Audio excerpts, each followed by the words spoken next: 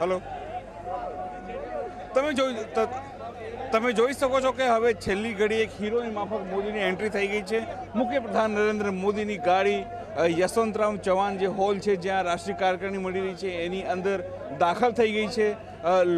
તમામ જે નેતાઓ છે આતુરતાની એમની રાહ જોઈ રહ્યા હતા. એ આતુરતાનો હવે અંત આવ્યો છે. જે તેમના સમર્થકો છે તે ત્યાં પહોંચી ગયા છે.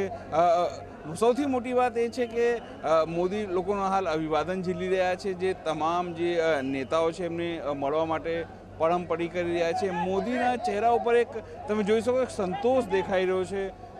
જે લોકો પણ છે જેમને મળવા માટે જે લોકો આવ્યા છે એ લોકો એમને મળી પણ રહ્યા છે. મોદી ધીરે ધીરે હવે આગળ આવવાનો પ્રયત્ન કરી રહ્યા છે. તમામ જે લોકો છે કેમેરામેન હોય કે બીજા જે પણ લોકો હોય એમને મળવાનો પ્રયત્ન કરી રહ્યા છે, જાણવાનો પ્રયત્ન કરી રહ્યા છે.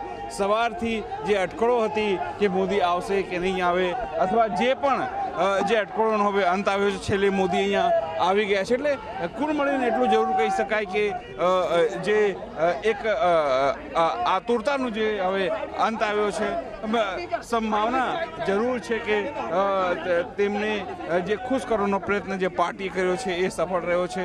હાલ જરૂર મોદી અને મીડિયા મળવાનો પ્રયત્ન કરી રહ્યો છે. તેનાથી જાણવાનો પ્રયત્ન કરી રહ્યો છે કે મોદી આટલા મોડા કેમ આવ્યા, પણ મોદી હાલ જઈ રહ્યા છે મળવા માટે તમામ લોકોને મળવા માટે.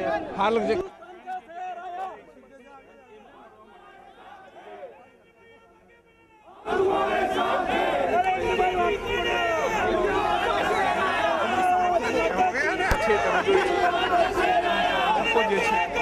એમને પકડવા માટે જઈ રહ્યા છે.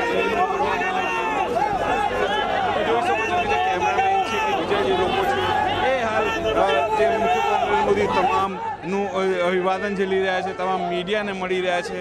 હાલ તેઓ મીડિયાને કંઈ કહેવાના મૂડમાં નથી, અત્યારે કાર્યકારિણીમાં જવાના મૂડમાં છે. કારણ કે એમને પણ ખબર છે કે કાર્યકારિણીમાં હવે થોડો સમય રહ્યો છે. તમામ જે નેતાઓ છે તેમને જે મળવાનો જે પ્રયત્ન કરી રહ્યા છે. સ્વાભાવિક છે કુલ મળીને એટલું જ કહી શકાય કે મોદીના ચહેરા ઉપર જીતની ખુશી હતી. તેમણે એ સાબિત કરી દીધું છે કે પાર્ટીમાં તેમના જેવા કદ્દાવર નેતા કોઈ નથી. કેમેરા પર્સન સલીમ શેખ સાથે અનિલ પટેલ, TV9 મુંબઈ.